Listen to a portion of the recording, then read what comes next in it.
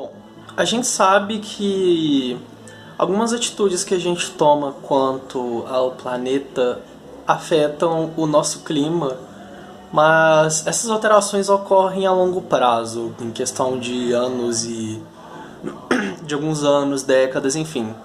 E o propósito da nossa pesquisa foi a gente estudar um pouco essas mudanças climáticas mais a curto prazo, quanto algumas atitudes que a gente toma no dia a dia, se elas afetam o nosso clima diretamente a curto prazo, se essa alteração é relevante ou não. E, enfim, a gente procurou pesquisar algumas aplicações disso com base em data science, alguns conceitos de indústria 4.0, com alguns hardwares inteligentes, enfim, para estudar essas alterações a curto prazo.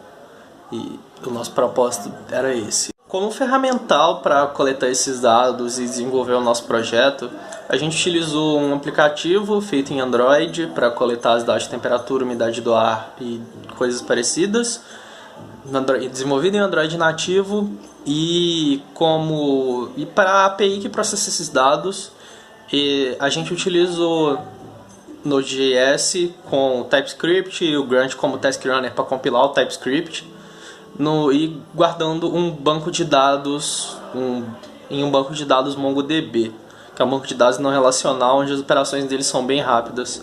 Como base de dados inicial para estudar essas mudanças, porque o aplicativo a gente precisa de mais tempo para coletar mais dados, a gente utilizou o Elasticsearch como motor de consulta. É uma base de dados assim gigantesca sobre os mais diferentes assuntos, sobre os mais diferentes, tem dados sobre qualquer coisa que você pesquisar lá dentro.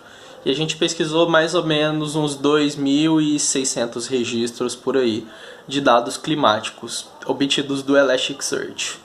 Um pouquinho mais sobre essa questão de aplicação de celulares para poder medir o clima a curto e médio prazo, mudança de clima a curto e médio prazo, enfim,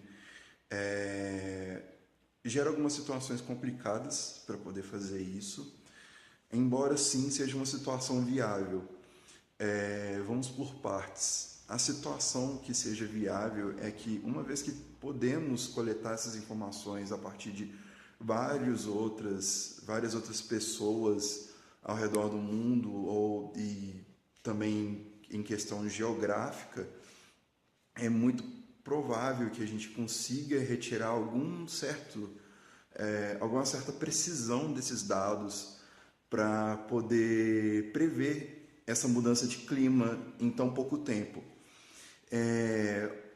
Enfim, isso gera também alguns problemas, e aí nós entramos em uma segunda parte, no qual essa segunda parte são limitações no qual o próprio dispositivo hardware não existe sensor, então os aplicativos que são desenvolvidos para esse tipo de aplicação, eles são ligados, na ausência de sensor, a uma estação meteorológica ou até mesmo satélites. E, por último, também mais importante do que isso, é que caso haja sensor, esses sensores eles também são influenciados por situações externas. Essas situações externas elas podem ocorrer desde que há contatos com a sua própria mão, mudança de ambiente interno e externo, por exemplo, você sair do seu quarto e ir para o terreiro da sua casa ou ir para a rua, por exemplo, isso gera uma diferença de dados, isso causa uma diferença de dados.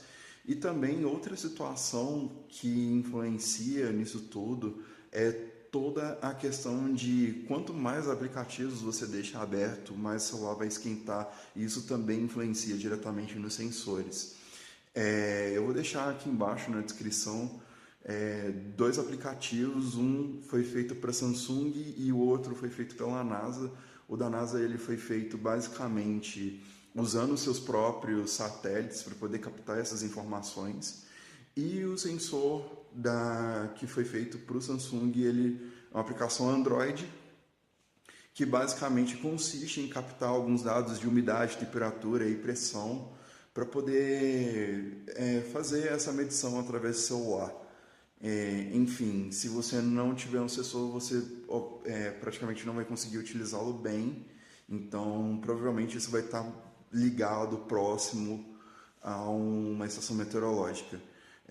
Outra situação também que gostaria de mostrar próximo é como você pode utilizar os códigos e a API do Android Studio para poder você utilizar os sensores de umidade e temperatura, que eu mostro logo a seguir. Agora eu vou falar um pouquinho da aplicação Android que nós fizemos para esse trabalho. Basicamente isso aqui vai consistir em mostrar como que a gente faz a retirada de temperatura e umidade, isso tudo através do código Java. Então, antes disso, gostaria de fazer alguns adendos.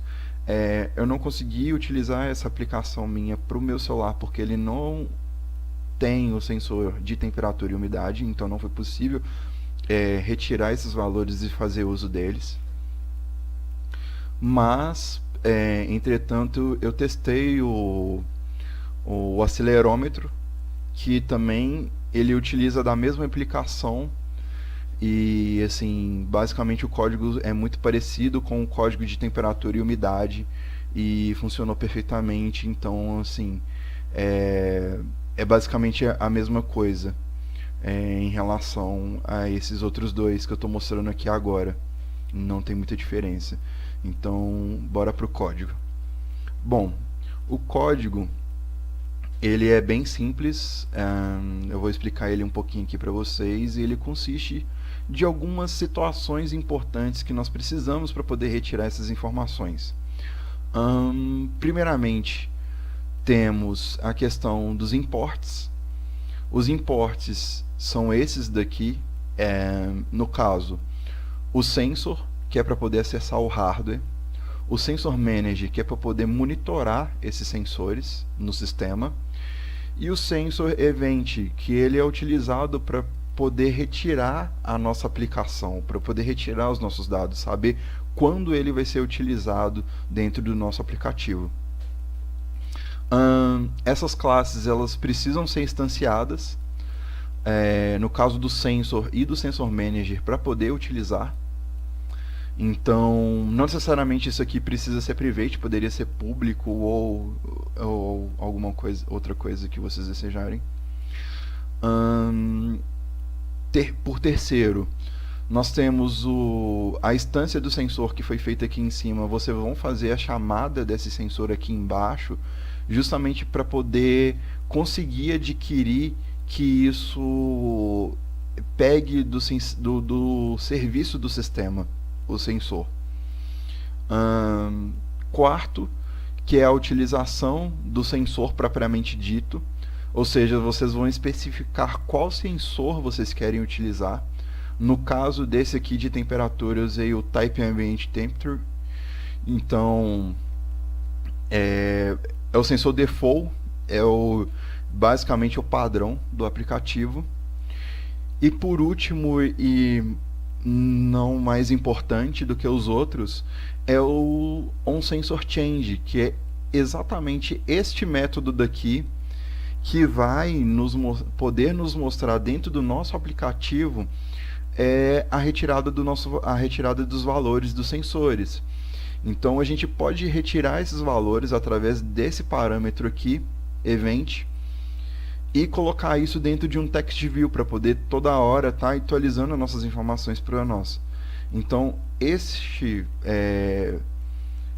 método aqui vai ser um método no qual vai ser o chamador assim que iniciar a nossa aplicação, para poder utilizar nós podemos ver esses valores em funcionamento. Basicamente o código é esse, bem simples, é fácil. Vou disponibilizar esse código no GitHub para vocês. Falando um pouco sobre a continuidade do projeto, a gente teve um pouco de dificuldade para implementar, bastante dificuldade para implementar tanto o aplicativo quanto do lado da API, e dificuldades para achar algoritmos para relacionar esses dados, porque são N fatores que alteram, sabe? Não é um conjunto de dados muito pequenos que altera o clima. A gente quis estudar essas mudanças climáticas a curto prazo relacionando esses dados, e a gente teve algum problema na implementação disso.